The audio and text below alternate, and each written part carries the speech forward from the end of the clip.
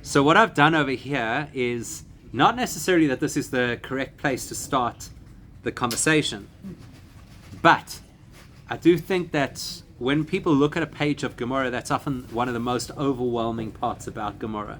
It's just looking at the page.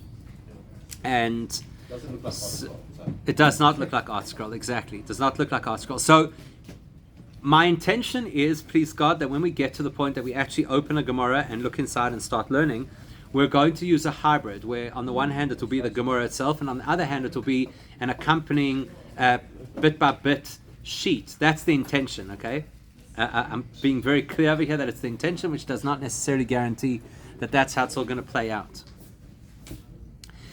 But before we do it, because you do need to kind of ease into it, especially if you're not familiar with Hebrew, and if you're not, if you find it difficult to read and all that kind of thing, you need something that just makes it more accessible. But for now, this is the rough. This is the actual page of the Gemorah as it is. It's really important to know. People often say that, I don't know how I'm going to learn Gemorah because I don't know Hebrew. I'm like, don't worry, it's not in Hebrew. Yes. It's worse. It's worse. It's in Aramaic. It's even worse. So, just a very, very quick overview because last week we actually did go through this stuff. So just a little bit of a brief overview. Words are important, right? And when you want to understand how something works in Torah, you always have to know the Torah words. They're always really, really important. So there are two things that the Talmud, when people use the expression Talmud, there are basically two things that the Talmud is built on. One is called the Mishnah, one is called the Gemorah. Now, words are really important, so we've got to analyze those two words to understand what they are and what their roles are. If a person wants to be able to learn Gemorah, one of the most valuable things you have to know about Gemorah is this hierarchy. You have to know what role the Mishnah plays, what role the Gemorah plays. And then as a result of that, you'll be able to start distinguishing between the personalities, who belongs to a Mishnah and who belongs to a Gemorah. And that's a critical information to be able to actually learn a piece of Gemorah. So, like I say, words are really important. We've got to ask ourselves, where does the word Mishnah originate? And where does the word Gemorah originate? Because that will be really valuable to helping us just get a bird's eye view of what it is that we're learning over here.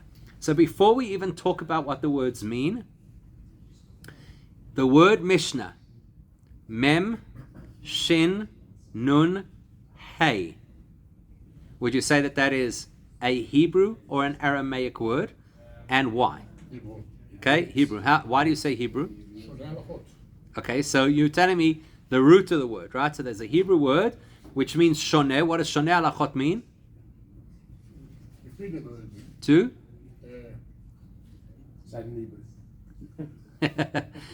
Hey, what? Halachot, not luchot. Halachot. What does shoneh alachot mean? Something we say in our davening, right? Anybody who does this thing called Shona Halachos every single day is guaranteed a place in the world to come. What does Shona Halachos mean? Right at the end of the davening. That's right. What does it mean? Some with the broad. No, that's something else. But what does it mean? Shona Halachos. What does it mean?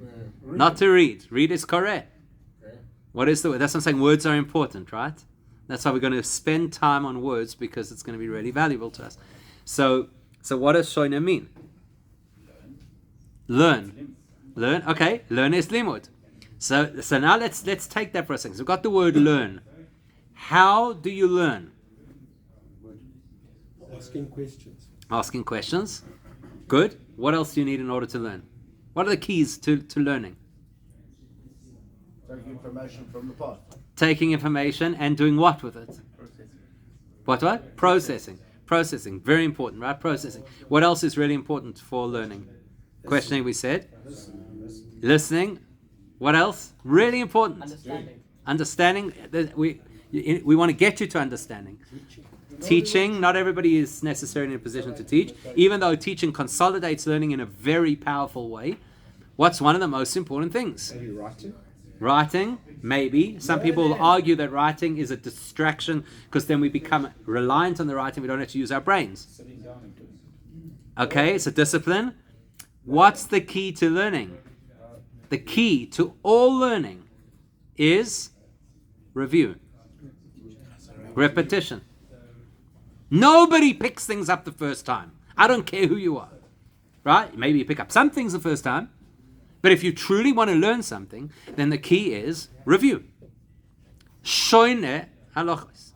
Somebody who reviews halacha every single day is guaranteed a portion of the world to come. Mishnah comes from the word shoine, which means Mishnah is designed as a mechanism to help us review concepts in Jewish law. That's what the Mishnah is designed to achieve. How do I know it's a Hebrew word? Still haven't answered the question, except for the fact that you know because you know Hebrew. But how do I know it's a Hebrew word? But how do I know it's a Hebrew word? What's the clue? Hey at the end of the word. The fact that the word ends with the letter hey is a clue that it is a Hebrew word. Gemorah. What is the Arabic word? Gemorah. Gimel Mem Reish Aleph. What language? Aramaic. What's the clue that it's Aramaic? It has an Aleph at the end of the word. Okay? There you got it. So that's one of the most simple but useful tools to be able to identify nouns, whether they are Hebrew or Aramaic nouns. A hey at the end of the word or an Aleph at the end of the word. Now, it's not the only method, but I'm immediately pointing that out. Now, this is great for us to remember because that tells us if I see something that is quoted while I'm learning Gemorah and the quotation is in Hebrew, good chance it's from the Mishnah. If I see something that I'm learning and the conversation is in Aramaic, then I know for sure it's the Gemorah. Okay? Useful to know. What does the word Gemorah mean? So now we know Mishnah is the reviewing of laws. What does the word Gemorah mean? Come, Yossi, give us the Hebrew. Because Aramaic words also have Hebrew links because they are cousin languages. And very often the root of the word is actually a Hebrew root. So the word Gemorah, what's the word? What does it mean? Finish. Ligmor, gomer, means to complete. Right? So what does it mean to complete when you're talking about learning? It means to get the full picture.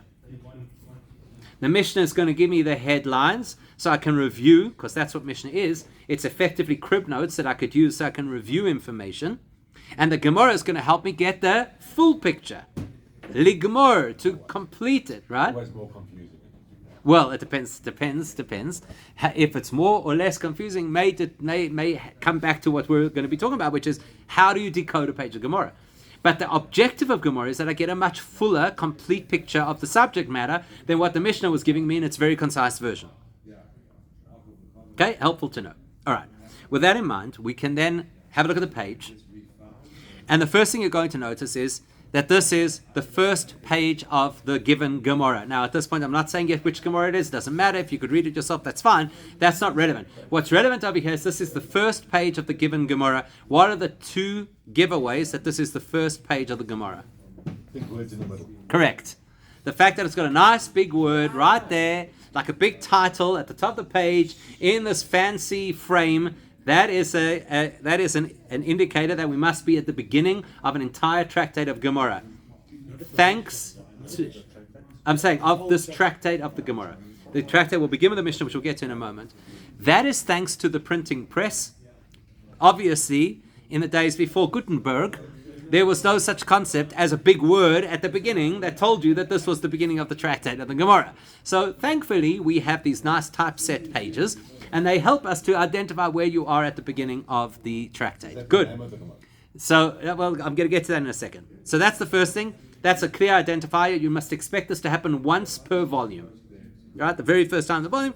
And it's purely for visual, for optics. That's why it's there. Which one is it? Yeah, that big word with the blue arrow pointing down at it, that's the word. That's the Mishnah. What's my other clue? We're going to get to that. What's my other clue that we are on the first page? Thank you. Very good. Exactly. The little red arrow, the top left-hand corner. I have a look at the page number. And the page number says on it, Bet Amud Aleph, Beis Amud Aleph. Now, I'll get to you in a second what Amud Aleph means. But I'm going to get to that. I just said I'm going to get to that in a second. Beis.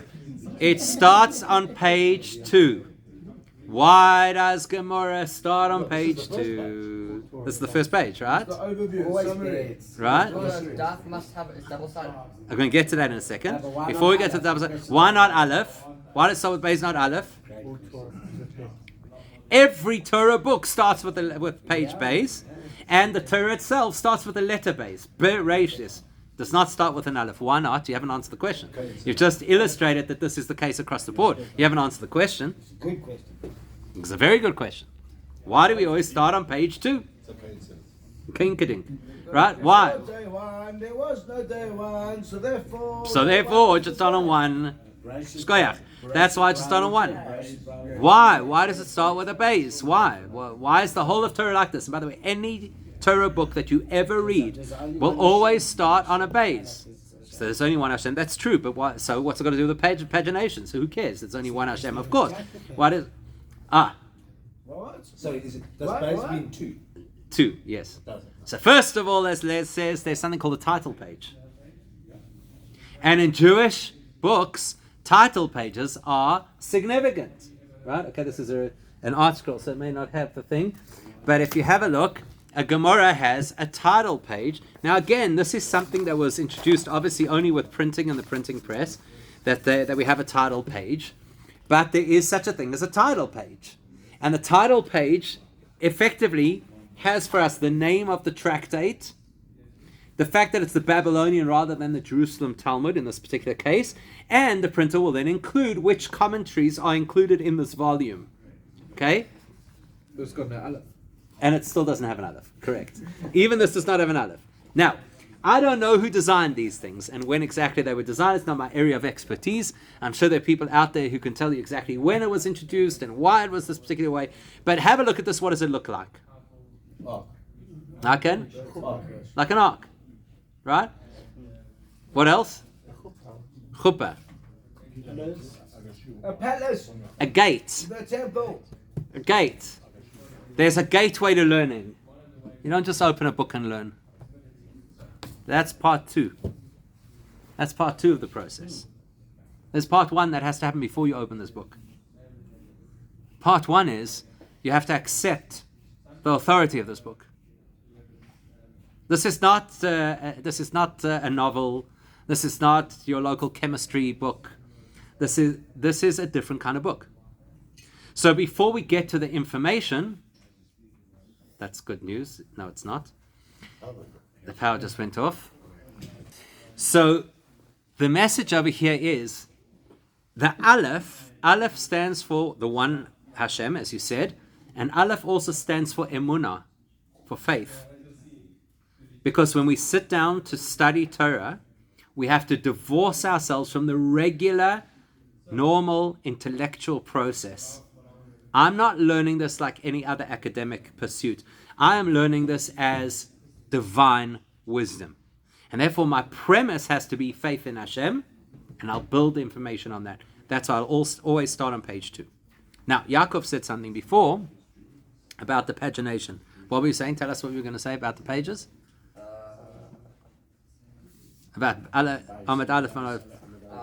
Daf Ben Amud Aleph. The Daf is double-sided. Amud is the number of the double-sided page. Correct. So that's a very, very valuable piece of information that we have what we call a daf. A daf is a page. You often hear people, they're throwing it around. Did you learn the daf today? What daf are you on? Exactly. Right? So a daf refers to a double-sided page in Gemorah. So the way that we mark the pages is you get daf X, side 1 and side 2, which is what we call Amud Aleph and Amud Beis. And Amud is like a column, so it's column A and column B, or folio A, folio B, page A, page B. Now, in a classical Gemorah, they will only have the page number on the first Amud.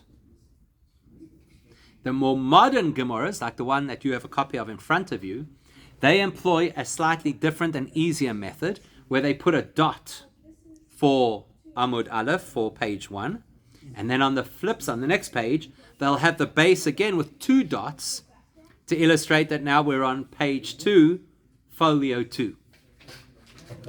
Okay? So that's really valuable just because whenever people are referencing what page we're on, you have to expect in the normal course of Gemorah language, that's how everybody's going to talk. They're going to say, Okay, we're on Daf Gimel Amud Aleph, and you have to know in your head, Amud Aleph means we're on the first part of that page as opposed to the second part of the page, which means if I'm looking at a Gemorah, so the Amud Aleph is going to be the left page, and the Amud Beis is going to be the right page. Okay, that's what I have to anticipate. Particular section that's on those both. Pages that just... No, it's just they run in, pages just run into each other, but this is how we navigate. And bear in mind, Amud means a column, right?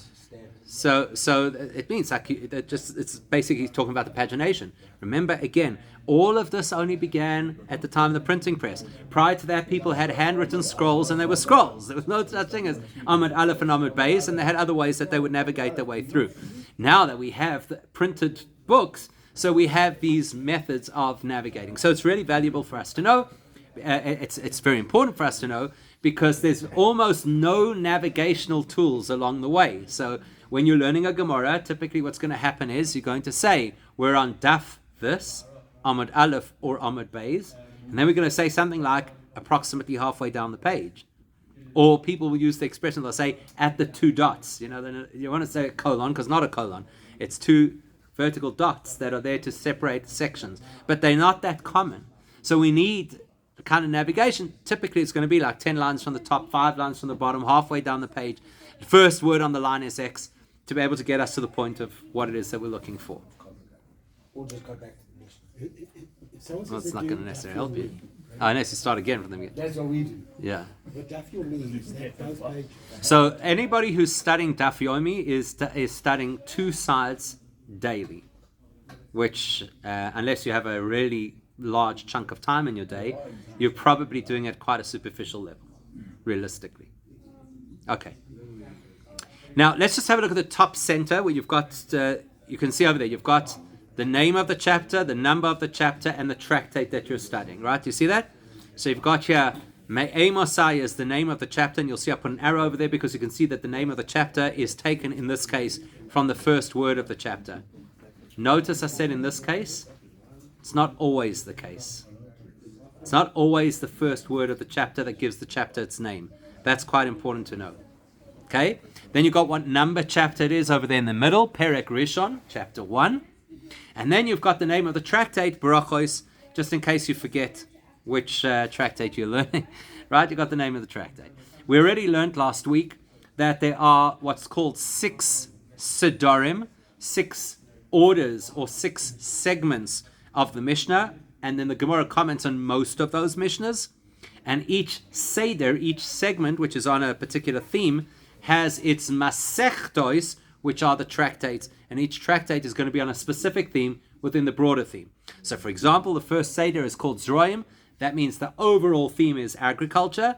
And the tractates are going to be specific areas of agriculture, like Brochus, which is obviously the reason it's that it fits under agriculture is because most of the blessings that we make are related to food. So therefore, that comes on the heels of the agricultural conversation. Or you'll have things like Peah, which is the laws of what part of the field you have to leave for the poor. Meiser, the segments that you have to give to the Levi, Trumas, that you have to give to the Kohen, etc. They'll be all under the banner, under the Seder called Zroim. You'll have the Masechtos, you'll have the tractates that focus in on specific areas. Okay? Now, if you have a look over here at the page, because this is the first page of a Gemorah, we have to expect that it's going to start with a Mishnah. And the same will be true for any chapter. Any new chapter will start with a Mishnah. And the goal of the... Always. A new section will always begin with a Mishnah. Within a single chapter, you will have multiple sections. And what divides one section from the next will be a Mishnah. So that Mishnah is what we learn separately. It's the same Mishnah. Correct. So when you say that you're learning Mishnayos, you would just be learning the Mishnah without the commentary of the Gemorah. And when you're learning Gemorah, you're going to start your Gemorah by quoting the Mishnah. Now, what you have to expect a Gemorah to do, is to take a Mishnah and pick it apart, and the sections within this conversation will be based on the different parts of the Mishnah that we're analyzing. So, in other words, a chapter might have, let's say, 5 Mishnahs in it. So that means it's got 5 sections. The Mishnah itself might have 6 points in it. So the Gemorah discussing that Mishnah may in turn also be broken up into 6 different discussion areas on the specifics of the Mishnah. And because they're all around the same Mishnah, we have to expect some thread that runs through those 6 areas of conversation. And if we're in the same chapter, then there's obviously going to be carry through. And if we're in the same tractate, there'll still be a link. And then, of course, there'll be a link to the rest of the Gemorah, like beyond this tractate as well. But generally speaking, what you have to expect is, if I'm around the same Mishnah, I must expect similar themes to come through. Every Mishnah have a Gemara. No. So that means 2 things. There are entire tractates without a Gemorah on them. So, for example, the first Seder, which is Seder Zroim, only has 1 tractate with a Gemorah, and that's Brochus. All the other tractates are only Mishnah. But even within a tractate, not every Mishnah in that tractate gets commented on in the Gemorah. Sometimes the Gemorah will take multiple Mishnahs and blend them together. Sometimes it won't comment on certain Mishnahs necessarily at all. It's also very important to bear this in mind, that the division of a Mishnah when the Gemorah is discussing it might be different to the division of the Mishnah when it's in its original source. Okay, so sometimes people find that confusing. I learned the Mishnah and I felt it was divided differently to how the Gemorah is dividing it. That's not uncommon. That can happen, and it's because the Gemorah is going to focus on certain specific areas that will work better in a different configuration to how the Mishnah originally put it. In totality, the Mishnah is the same. It's just the division. Typically, sometimes the Gemorah may even insert a bit of a brisa into the original Mishnah before commenting on it. So it won't always be in totality exactly the same. Well, there's only one Mishnah, right? So there's two Talmuds. Correct. There's one Mishnah. Right, there's one It's the Mishnah. same Mishnah in both of them. That's right. Yeah, well, that's what I'm That's right. There's one Mishnah. The Mishnah was written by the sages in Israel around about the time of the destruction of the second Beis Hamikdash. It was a project that happened over many generations, but it was all compiled at the time, shortly after the destruction of the second Beis Hamikdash. And the Jerusalem Talmud project began immediately after that.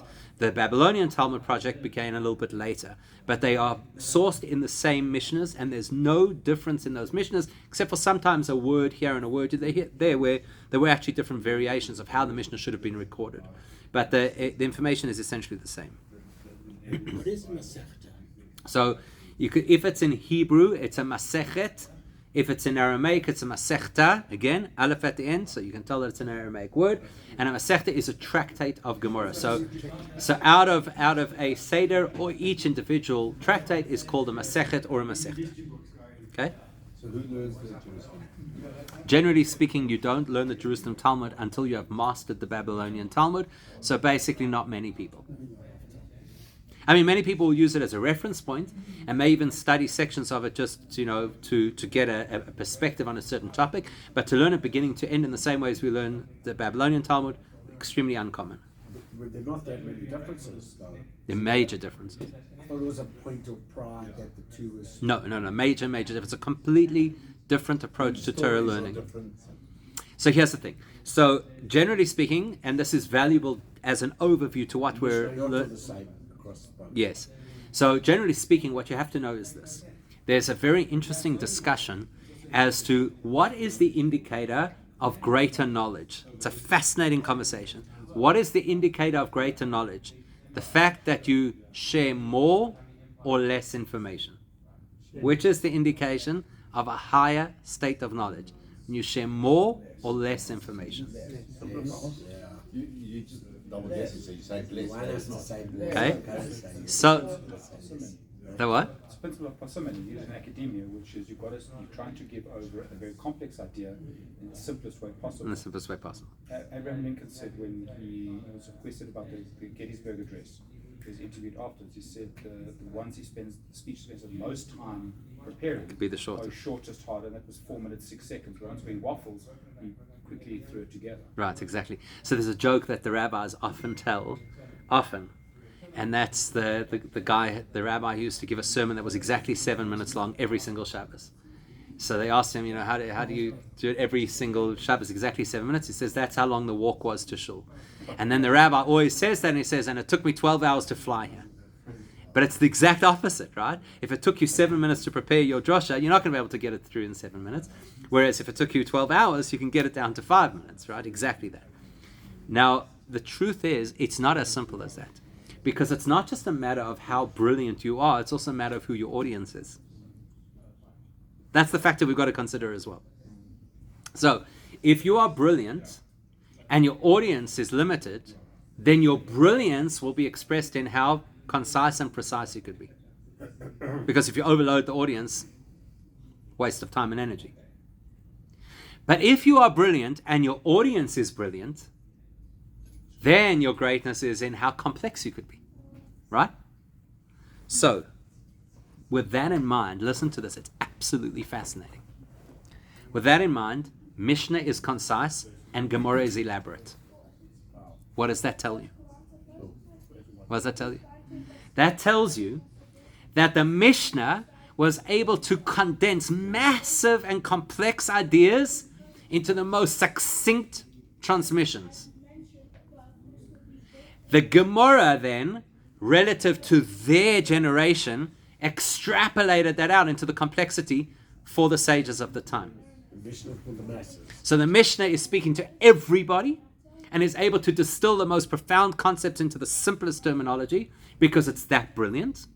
And the Gemorah has the capacity to unpack it into a much more complex version for the sages of the time. But you have to realize the sages of that time are not at the caliber of the sages of the Mishnah.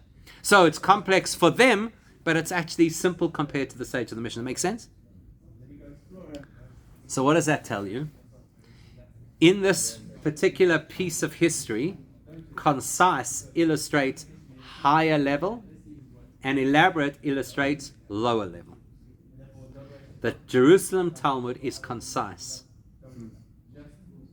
That implies that the Jerusalem Talmud is engaging the same topics at a far higher level than what the Babylonian Talmud is.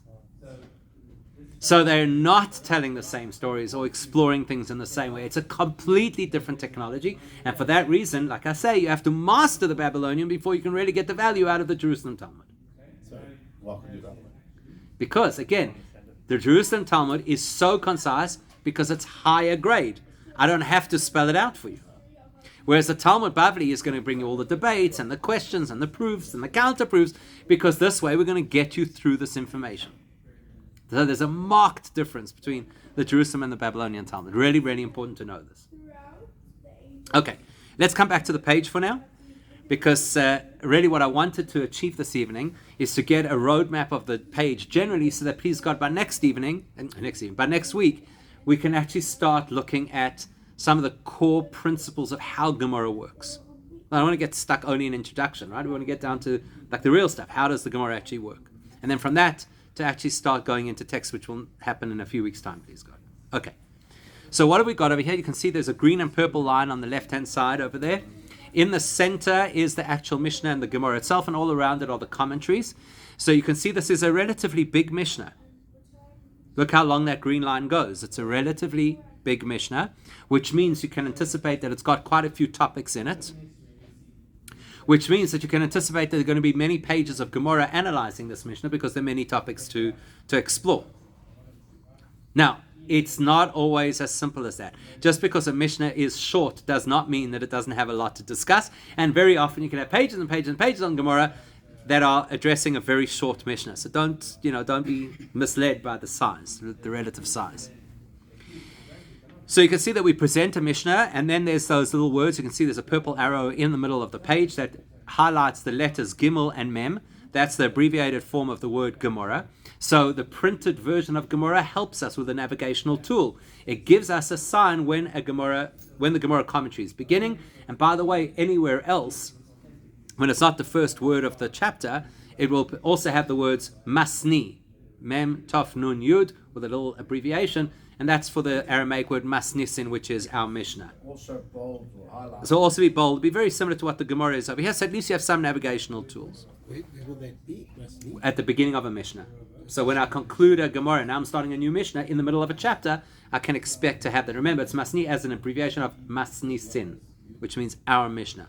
And when we do a little bit more exploration of the basics of Aramaic, which is a key thing that we have to do, we'll look at some of these constructions of words. How you know to identify if it's ours, yours, his, theirs. Very important info to be able to get into this conversation. Okay. So a very high-level bird's-eye view of the page is this. You can see the Mishnah at the top center. You can see the Gemorah in the bottom center. On the right-hand side, which basically means always on the inner side of a page, is the commentary of Rashi. So this is Rashi, this whole thing, yeah. That's all Rashi's commentary, right? On the left-hand side, that's the left-hand side because this is a left-facing page, but it will always be on the outer column, is the commentary of Tosfos. So we need to know who these people are, Rashi and Tosfos. No, and the Mishnah. Both Rashi and Tosfos will be commentators on the Mishnah and on the Gemorah. Okay, so those are two really, really important commentators. And if you ever want to find your way through Gemorah, you're going to find yourself leaning a lot on Rashi. People say that you're learning Gemorah with Rashi and Tosfos as if they are equal processes. They are not. You use Rashi to help understand what's going on in the Gemorah, and you expect Tosfos to then challenge what you think you understand about the Gemorah. So they're not the same. They talk about the same points. They will often talk about the same points. Very often. Not always, but very often. So for example, if you just take a look, and I know that people struggle often with the Rashi script, which by the way is not something that is necessarily in all Gemorahs anymore. A lot of Gemorahs, they've reformatted that the commentaries are no longer in Rashi script. Rashi script is a script that was invented by the early printers to be able to distinguish. They didn't necessarily have these nice, neat typesetting like laser printers we have now. Typesetting was a difficult thing to do. So to distinguish the commentary from the body of the actual Gemorah, they put the commentary into this other alphabet that they created. They basically made a font. That's essentially what it was. They created a Hebrew font which colloquially became known as Rashi script, which makes everybody have this hang up with Rashi as if, why did he have to write like that? He didn't write like that. He wrote in regular Hebrew like everybody else. And some printer somewhere decided to make this font, which has confused people for generations, and that's why there are certain Gemorahs that have just gone back to a regular font, and because we have different size typesetting, it's not a big deal. What's called other? What, they don't have Rashi script? I don't. I'm not that familiar with the art scroll to be able to comment. I'm not sure offhand. What? Yossi, what? Then Rashi comes in a basic Hebrew. Yeah, in regular Hebrew. You can get Rashi in regular Hebrew. And to be perfectly honest, I would recommend that if you're new to studying Gemorah and you want to go out and buy a Gemorah, then you should buy one that has regular typeset. Because why do you have to load yourself? You're trying to learn Aramaic, reading without vowels, and all the concepts and the meandering through the Gemorah, and on top of that, another script. Why do you need it? You don't have to have it. There's no mitzvah that you have to listen. Yes, of course. But I'm just saying, you don't have to overcomplicate things. We're learning once a week in Gunson. You know what I'm saying? It's like, okay. Is Rashi in Hebrew and is Tosfos in Hebrew? You'll notice that I split the question. Is Rashi in Hebrew and Tosfos in Hebrew? No. So the answer to that would be like if you go to a shir in a yeshiva, what language do they speak in the shir in yeshiva? So they speak Yeshivish, exactly, which is a blend of regular Hebrew or Yiddish, depending on the particular yeshiva that it is, very liberally sprinkled with Talmudic phraseology. And that's what Rashi and Tosfos do. And then Rashi occasionally throws in Old French because that was his lingua franca, that was his language. So he used it as a reference point, for words that were less common words. But don't expect it to be pure Hebrew because it is Yeshivish. It uses Gemorah phraseology that if you're not familiar with, you can get completely bamboozled because this just doesn't sound like Hebrew. You can expect more of that terminology in Tosfos than in Rashi, mainly because Rashi tends to be much more succinct. Same principle, Rashi, Tosfos, more succinct, more elaborate, same as the Mishnah and the Gemorah. And so very often he can get away with just like Hebrew phrases, but equally, sometimes he'll just use a Talmudic phrase and you might have no idea what it means. So I wouldn't say clearly that Rashi is Hebrew per se. Okay. How did they write this? Who wrote so small? The printers, Think about it. If you have a Gemorah and you want to write your commentary in the margins, you're going to write very small. But it's so neat. Well, you don't know what it looked like. This is print. So it was written Yeah, you don't know what the original looked like. Okay, there's a couple of things I'd like to round off before we finish this evening. I would say there's a few things I want to round off just before we finish. And that is this. So everybody is familiar with the names Rashi and Tosfos, and I'm going to come back to them in a moment to just talk about who they are. But before doing that, I want to just point out a few other things around the page that we can kind of check off very quickly. Top right-hand corner, you have something there that is called the Masoras Hashas. That is the first hyperlink document. Because effectively what that does is, as soon as a subject is introduced in the Gemorah, it tells you where else, anywhere in the Gemorah, this subject is also discussed. In this particular print, it's in the top right-hand corner. Many other Gemorahs have it along the margin on the side, directly in line with where the quotation comes from. Okay? You'll see beneath that you have a one-liner, in this particular case, called Hagoyas HaBach. The Bach is the Bais Chodash. He edited certain things that had gotten mixed up in the printings over the years, and he kind of just brings things back and corrects it, sometimes with some very important insights as well. Under that, you have the Gilion Hashas. The Gilion Hashas is Rabbi Akiva Eger. That is what we would call higher grade. He has this unique ability to throw out a one-liner that could completely confound everything that you've learned, and the only way to resolve it is to look at the references that he brings, which completely change the whole landscape of the topic. So typically speaking, we probably are not going to touch on the Gilion Hashas much in our studies. Underneath that, you have something called Musaf Rashi, very new, recently included in Gemorahs, and it gives us further information, background to Rashi's commentary. Many of the editions do not have it. Top left-hand corner, you have what's called the Ein Mishpat Ner Mitzvah. That gives you a cross-reference to any issue that's on the page that actually made its way into halachic canon. So we'll tell you where to find it in the Rambam, where to find it in the Shulchan Aruch. So that's useful for us because when we're talking about theoretical concepts, here you know which part of that is actually the part that was translated into Jewish practice. Very useful resource. Under that you have the Torah Or. In this case, in this edition, it's called the Torah Or HaSholem. That tells you every scriptural reference where in the Tanakh it comes from. The Torah Or HaSholem does one better than that. It actually spells out the full verse for you. Also a new addition to Gemorahs. The old Gemorahs just gave you the reference point. Go look it up on your own. And then we have Rabbeinu Hananel, bottom left-hand corner. Rabbeinu Hananel is an extremely useful resource because he praises the Gemorah page. And so sometimes when you feel that it's very complicated and you can't follow the flow, it's quite useful to look at Rabbeinu Hananel, and he kind of just sorts it out for us in his very unique way of praising the page. Hey? Yeah, long before. Right. Okay, so let's talk about Rashi and Tosfos because that's obviously really, really important and relevant to us. Rashi and Tosfos in every single Gemorah. You can't. I'm getting there. So you can't even consider it like a valid copy of the Gemorah without Rashi and Tosfos. You really can't. So let's see, who are they? Talmud Bavli, Rashi and Talmud. Oh, good. Talmud Yerushalmi, different story, different commentators, whole different story. Well, even the Gemorah, not all the Gemorahs have Rashi. Rashi did not succeed in writing his full commentary on Gemorah before he passed away. His main project was his commentary on the Chumash, and once he finished that, he has a commentary on the Tanakh, on the Mishnah. Well, he didn't get through the whole of Gemorah, and some of it is taken over by different grandsons in different tractates. The Talmud Yerushalmi has different commentators altogether. Okay? Who's Rashi? So Rashi, very well known to everybody, and at the same time, maybe not known at all. Rashi is an 11th century Western European sage and scholar.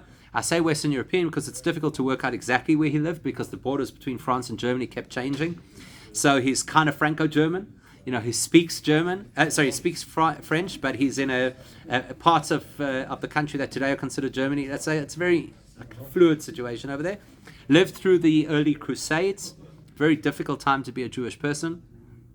And Rashi has this incredibly unique ability to jam-pack massive content into literally one-liners. It is an art form of the highest order. And as we'll see in a moment when we speak about Tosfos, sometimes it's only once Tosfos raises a question on what Rashi has said that you actually start to appreciate what Rashi said. You know, sometimes you think, oh, that's simple, he's just giving us an explanation. The depth that Rashi is able to pack into a one-liner is something off the charts. He does that in the Chumash, he does it in the Gemorah as well. Rashi's objective is help you understand the basics of what's on the page. That's his primary objective. While he's about it, he embeds inside that all kinds of halachic perspectives that you would never even notice are there unless you're aware of these things, as well as the occasional bit of Kabbalistic as well he throws in. When you learn Rashi, and for that matter, when you learn Tosfos's commentary, it becomes absolutely apparent that when he looked at a page of Gemorah, he had a VR in front of him of the rest of the Gemorah, of every other Gemorah that existed. Literally, you can see from the way that he writes that he's sitting with a bird's eye view of all of the information at his fingertips. And that's what makes Rashi so incredible. Like it's hard to pick out examples until you actually start to learn, but it's one of the most fascinating things. Now the word Tosfos, Rashi is an abbreviation of his name, Rabbi Shlomo Yitzchaki, which means that his father's name was Yitzchak. That's how you got a surname in those days.